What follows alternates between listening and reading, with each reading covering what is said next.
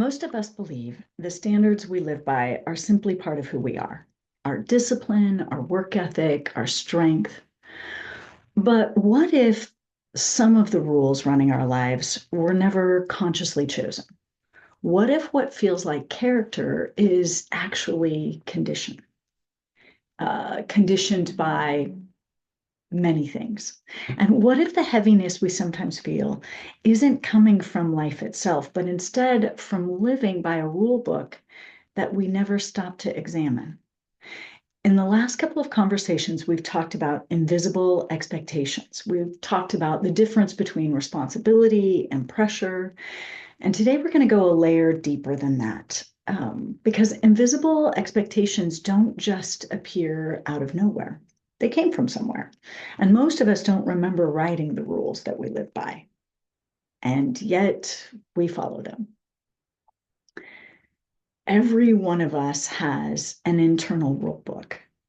It's the collection of standards, assumptions, and expectations that guide how we live. We don't consciously open it every morning and set it out on our kitchen counter. It's just something that runs in the background. It sounds like we don't ask for help. It sounds like we don't inconvenience people. We handle things quietly. We work hard before we rest. We don't fall apart. We don't need much. We aren't dramatic. We don't seek attention. And over time, those rules stop feeling like rules and they start feeling like identity. We stop saying, that's just how I was taught. And we start saying, that's just who I am. And that shift really matters because we don't really question identity.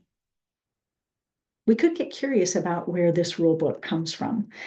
This isn't about, blaming parents or culture. It isn't about dissecting childhood. It's simply about understanding how human beings learn rules. Rules form wherever something is earned us. In other words, approval, safety, if it earns us approval, if it earns us safety, belonging, praise, relief. These are some great examples. If being independent earned approval, then independence became a rule. If being strong kept things stable, then strength became a rule. If being helpful kept connection, then helpfulness became a rule. We didn't consciously choose those things. We adapted, and that adaptation is intelligent. It's our survival skill. So I have a personal story about work ethic. Work ethic was something that was deeply valued in my home growing up. My parents modeled it every day. Working hard mattered. Showing up mattered. Getting things done mattered. And we absorbed that. Years later, my dad said something that always stuck with me. He said, my brother's epitaph would probably read, he got a lot done. It wasn't said with criticism. There was more pride in it. But there was also the realization that was under it, because he followed that statement with something else that was just as important.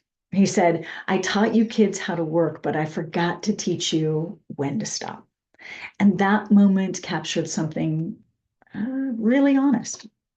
They had taught us something valuable. Work ethic built a lot of good things in our lives. And that we had also learned very deeply how valuable and how important work ethic was. In fact, we probably learned it a little too well, because the rule underneath it had quietly shifted. It wasn't just work hard. It became keep going, handle it, get it done no matter what. And then, and only then, can you move to the next thing. As an example of this, I remember my brother and I putting down a tile floor in my basement several years ago. We were working one particular day. It was the first day of the process. It was really physical work. And we worked for 14 hours straight. I mean, we took maybe a 30-minute break to eat eat food, eat some lunch, and that was it. The next day, when we came back in to do the next step in the project, we could barely move. We were so stiff and sore and laughing a little about how ridiculous we felt. And at one point, we realized something. And that is that neither one of us had stopped the day before because we were both waiting for the other one of us to be done. Neither one of us had a stop button.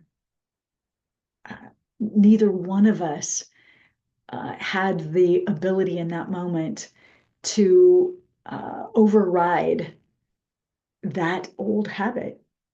So identity overrode even our physical capacity. And that's how internal rules work.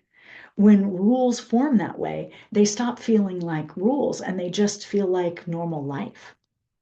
So when rules become identity, this is where it's subtle. It's maybe even a little sneaky, insidious. Rules that once helped us succeed slowly become moralized. We don't just prefer being responsible, we believe we should be. We don't just value discipline, we believe we must maintain it. We don't just appreciate productivity, we believe it says something about who we are. And when identity fuses with rules, pressure increases. Because now, see, it's not just about doing something, it's about being someone. And that's heavier. Strength can quietly turn into self-monitoring. Discipline can turn into a self-surveillance. Capability can turn into a constant internal evaluation. And we don't notice because it still looks like competence. Returning to the work ethic example, work ethic itself is not the problem. It's the powerful value. It builds things, it creates stability. But when the rule underneath it becomes invisible, something else can happen. It quietly shifts from work hard when it matters to always keep going. And when the rule becomes always keep going, stopping begins to feel wrong. Rest starts to feel undeserved. Completion starts to feel temporary because the rule book still says keep going. Again, this isn't about blame. It's simply how internal rules form. Here's how the second half of life really exposes the cracks. In the first half of life, many of these rules worked. They worked very well. They helped us achieve, they helped us stabilize, they helped us build all of the things that mattered: careers, family, reputation, competence. But the second half of life asks really a different question. Not what can we build, but instead, how do we want to live? The energy changes, the priorities change, the tolerance changes, and what felt empowering can start to feel heavy and uncomfortable. What built our life may not be what sustains it. That doesn't mean we did it wrong. It means we're uh, we're evolving. We've evolved, but evolution requires examination. Let's take a minute and talk about standard versus scripts. I think this is an important distinction in this discussion, because standards are constantly and consciously chosen. They reflect our values. They're reviewed and adjusted over time. Scripts, however, are inherited. They're automatic. They are rarely examined and they carry a moral weightiness to them. For example, a standard might say, I value excellence. A script might say, if it isn't excellent, it isn't enough. A standard might say, I care about being dependable. A script might say, if I don't handle it, everything falls apart. Another example would be a standard might say, I value excellence, and if it's anything short, it's not enough, and perhaps even I'm not enough. So we can keep our standards, but we don't have to keep every script. And it's not rebellion, it's maturity. So there's a cost of not examining this rule book that we're living by. When we don't examine our internal rule book, something happens. We assume heaviness is normal. We assume exhaustion is responsibility. And we begin to move the goal and we raise the bar. We expect more and we call it character.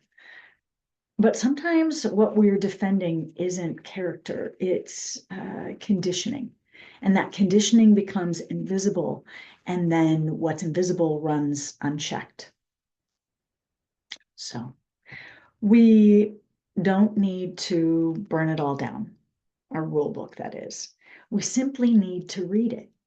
We need to ask, where did this rule come from? Does it still fit? Is it a standard that I consciously choose, or is it this script that I inherited? See, clarity doesn't require drama and a big hubbub of whatever. It just requires awareness.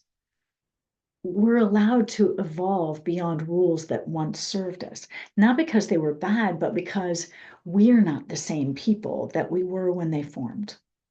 So, my invitation for you is to consider one rule that you live by automatically.